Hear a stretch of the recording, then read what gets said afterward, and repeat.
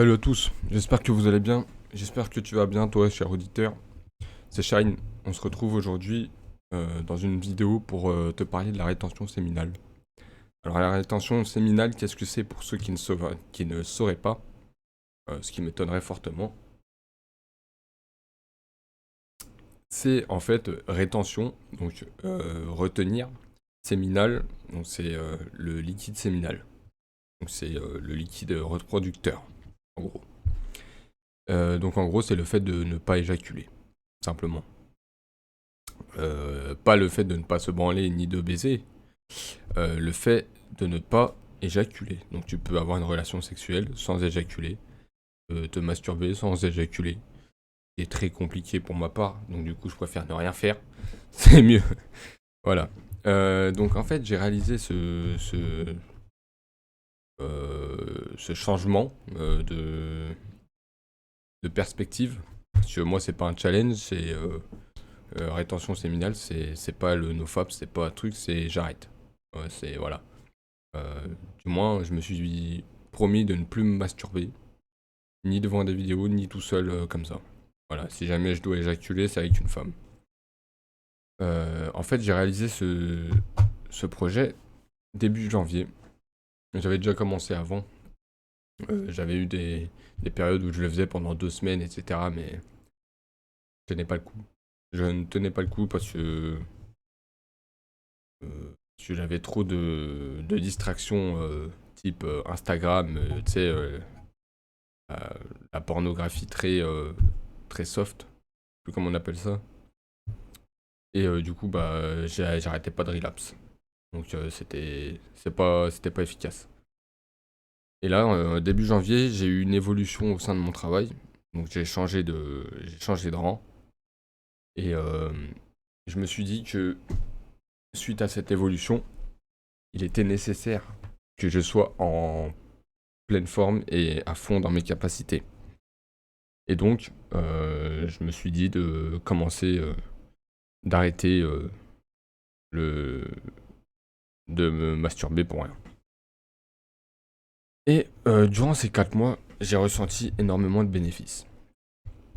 Déjà, bon, on les connaît, les bénéfices, hein. Ils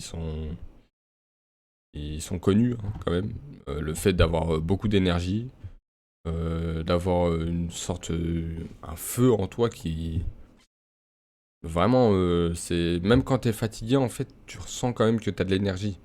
Alors qu'avant ça, tu pouvais dormir autant de temps que tu voulais, tu pouvais prendre les cafés que tu voulais, t'avais pas de force, pas d'énergie. Là, même quand t'es fatigué, t'as de l'énergie. Enfin, c'est même la tonicité des muscles, en fait. C'est pour ça qu'à la salle de sport, c'est déjà différent. T'arrives à te dépasser plus facilement. T'as une certaine confiance en toi, mais instinctive, je dirais. C'est même pas toi, tu t'en rends même pas compte, en fait. T'as, t'as beaucoup plus facile à fixer les gens, à regarder les gens dans les yeux. Et voilà, t'es plus enclin à la confrontation, en fait. T'es prêt à faire face à la confrontation. T'as plus de facilité à dire ce que tu penses, t'as plus de facilité d'esprit déjà, t'as beaucoup plus de clarté d'esprit et t'arrives plus à poser, à contrôler tes émotions, genre le stress, etc. Euh, Quand tu stresses, t'arrives mieux à respirer, à comprendre le pourquoi du comment et à clarifier les choses. Donc il y a beaucoup de bons points. Maintenant, évidemment, j'ai aussi eu la période de rétention où je ne faisais rien de spécial, à part la rétention, qui est pas du tout profitable parce qu'en fait, la rétention séminale va augmenter ton taux de testostérone, mais il va pas te le faire dépasser, en fait. Il va juste te le remettre au niveau normal, auquel il doit être. Parce que quand tu éjacules bêtement pour rien, tu perds ce taux de testostérone, il diminue, et bon, on connaît toutes les répercussions de la baisse de testostérone. Et vu que là, elle réaugmente, eh bah, ça te crée un boost que t'as pas connu depuis certainement très longtemps. Mais si jamais ce boost, tu l'utilises pas, en fait, bah, tu vas juste avoir des grosses érections intempestives et des pulsions dans ta tête, et tu vas rester là, assis comme ça, à rien foutre, à gesticuler, ça sert à rien, en fait. Ce qu'il faut, c'est vraiment, quand t'as des grosses pulsions comme ça, tu sors dehors et tu marches ou tu cours si t'as rien à faire, quoi. Ou tu vas faire des courses ou tu te dis de faire ceci, cela, et t'essaies d'éviter de rester en place parce qu'au moins si t'es dehors, tu vas pas sortir ta queue et te lébrant devant tout le monde. À part si t'as un déjanté mental, mais si c'est le cas, ne viens pas sur cette chaîne, s'il te plaît, va te faire soigner, c'est important. Euh, ouais, très important pour le bien-être de tous. Euh, voilà, donc la rétention, c'est ultra important. Je sais qu'il y a 15 000 personnes qui en parlent. Euh, voilà. Maintenant, au point de vue féminin, je vais pas vous mentir. Moi, à part une fille qui est maintenant très attirée par moi, je ne sais absolument pas pourquoi. Mais vraiment pas pourquoi. Et la fille, elle m'a formé à mon poste. Et, euh, et là, ça fait 2 mois, elle est en kiff. Mais je sais pas pourquoi, parce que je l'ai pas draguée, j'ai pas envoyé de message bizarre, j'ai rien fait. Et elle-même, elle m'a dit, bah, ça m'est tombé dessus comme ça. D'accord. Je lui disais ni bonjour, ni bonne nuit, ni t'es belle, ni rien, rien que dalle. Et bon, c'est vrai que on ressent une sorte d'attractivité au niveau de la jante féminine, mais je sais pas si c'est vraiment concret, quoi, en fait. Hein. Je pense que c'est plus nous qui sommes concentrés sur leur mouvement et leur comportement, donc du coup on a l'impression qu'elle nous fixe, etc. Mais bon, je pense pas, c'est pas... Voilà, après c'est peut-être dû à notre posture, que vu qu'on a plus de confiance en nous, ou quelque chose comme ça, plus d'énergie, peut-être qu'elles le ressentent et que elles le voient et que du coup bah, ça les attire, ou... Voilà. Bon, ça à voir, parce que je crois qu'il n'y a pas d'études qui prouvent ça. Après, il y a aussi euh, la voix.